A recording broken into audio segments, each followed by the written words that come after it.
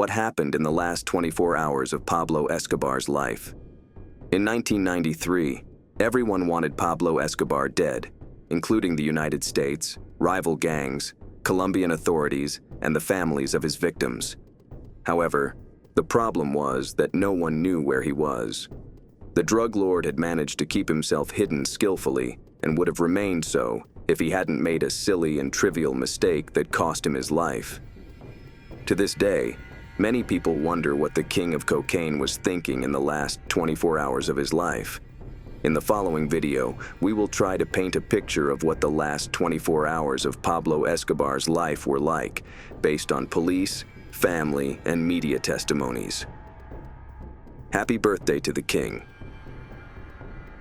24 hours before his death, the king of cocaine was celebrating his birthday, but in a different way than he had in the previous 16 years as a drug lord or the past 43 years of his life as a free man, because he had been on the run for some time. From 1983 to 1991, Pablo played hide-and-seek with the Colombian government and resisted any extradition agreements between the United States and Colombia.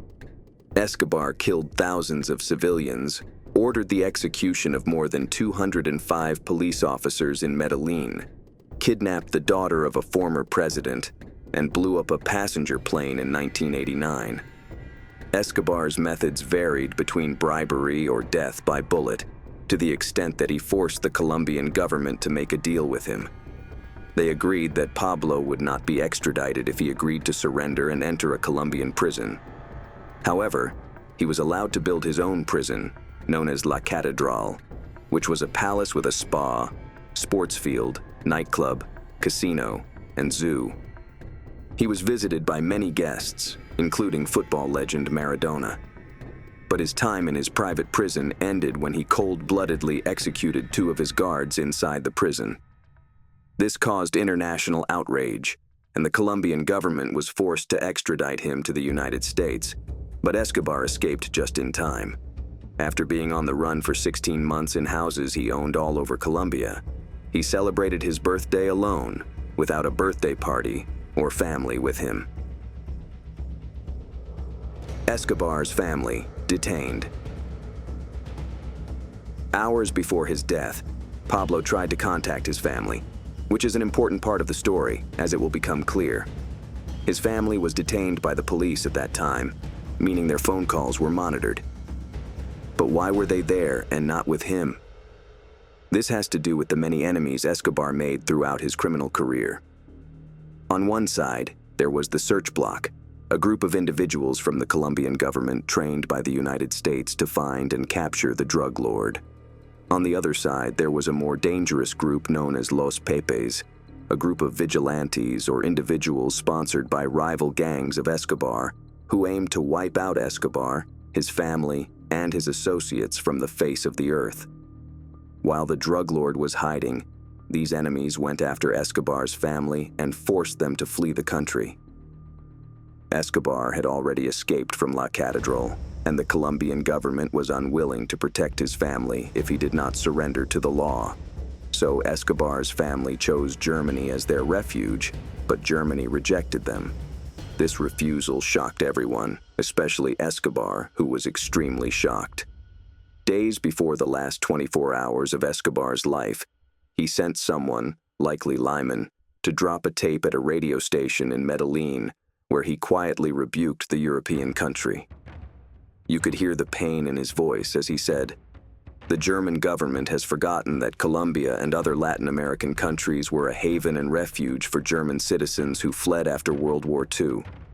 They were treated kindly and respectfully, and their innocent family members were never treated as criminals." Pablo Escobar. Of course, one of the citizens Escobar was referring to was the Nazi father of his associate Carlos Later, the co-founder of the Medellin cartel.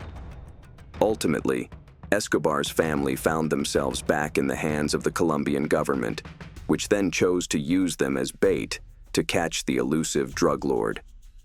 No wonder Escobar was very worried in his last days, as there was a ticking time bomb hanging over his family, and they were unsafe. On December 2nd, 1993, Escobar woke up and had a meal of spaghetti cooked by his aunt, who loved him unconditionally. After the meal, Escobar picked up the phone and called his family. Since his family's phone was monitored, the police were able to locate him through the phone. Colonel Martinez gathered 200 Colombians who were not residents of Medellin and did not know each other or the city. It was a suicide mission for Colonel Martinez because Pablo practically owned Medellin. In the first 15 days of his mission, Escobar killed 30 out of the 200 of Martinez's men. After this, Escobar tried to bribe the colonel, but the man did not accept, even when Escobar threatened the colonel's family. In response, Colonel Martinez waged a wide-scale war on the king of cocaine. Over the years, Martinez's task force managed to isolate Escobar by dismantling his Medellin cartel and conducting round-the-clock electronic surveillance of Pablo's wireless communications. However, there were rumors that surveillance was not the only reason for his capture in this final mission. It was said that a group called Los Pepes was also involved in the hunt, and they were the reason Escobar sought his family's safety in Germany, since they were hunting down the drug lord's associates and family. Let me be the first to tell you about their ruthless methods. Los Pepes, sponsored by the Cali cartel, a former ally of Escobar's Medellin cartel, publicly offered cash rewards for information about Pablo and his key associates and broadcast threats against the drug lord's family. They were also involved in destroying 2 farms belonging to Hermilda Gaviria, Escobar's mother, and sent mail bombs to many of his close associates. The search block may have been a threat to Escobar's existence, but it was Los Pepes who brought death to his doorstep. The Last Stand. Pablo was holed up in his hideout with nowhere to go as his family was held under government supervision with constant surveillance for 24 hours. Escobar made a call to his family, and then the search block and a highly lethal group committed to eradicating Don Pablo worked together to pinpoint the phone signals to end this monster's reign of terror once and for all. The last minutes of the most powerful and influential drug dealer's life were intense.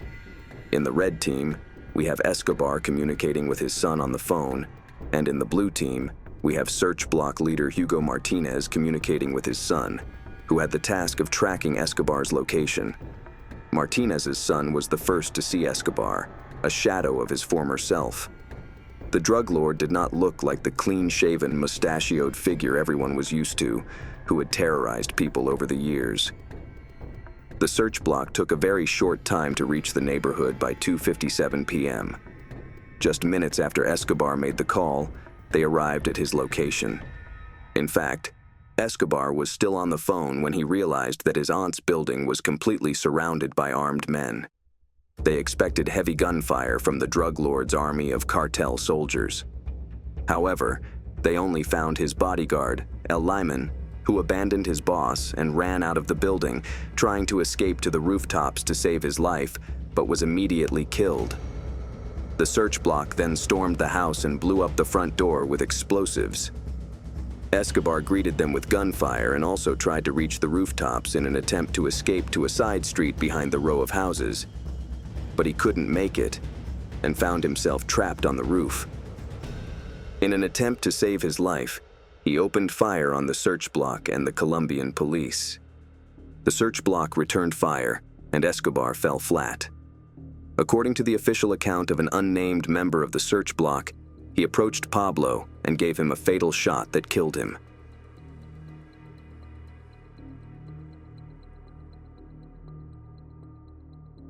Aftermath. But what if I told you that it is possible Escobar was not killed and that an alternative version of the story is what actually happened? If you don't believe me, don't take it from me. Take it from the man's own son, his brothers, and essentially his entire family. His brothers, Roberto Escobar and Fernando Sanchez Arellano, insisted that his death was by suicide, claiming that the location of his fatal wound was sufficient evidence.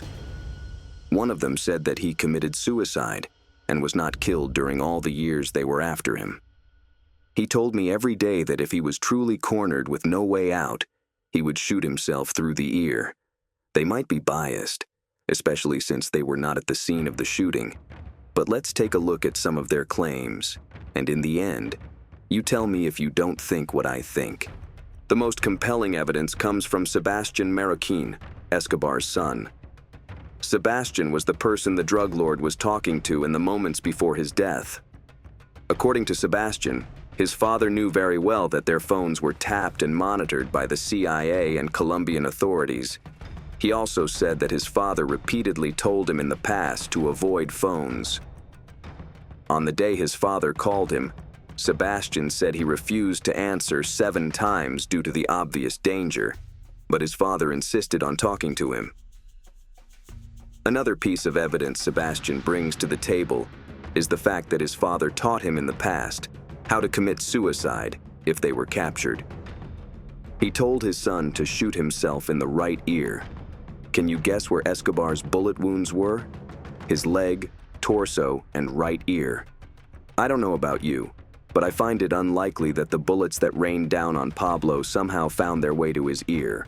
If you ask me, I would say that Escobar realized there was no escape, so I would say it is likely that he strategically chose the day after his birthday to make a call he knew would lead to his death. If you ask me, I would say it is possible that the fierce king of cocaine, Pablo, sacrificed his life to save his family. It is likely that Don Pablo Emilio Escobar Gaviria chose to die in the same way he chose to live, on his own terms. Now, what do you think happened?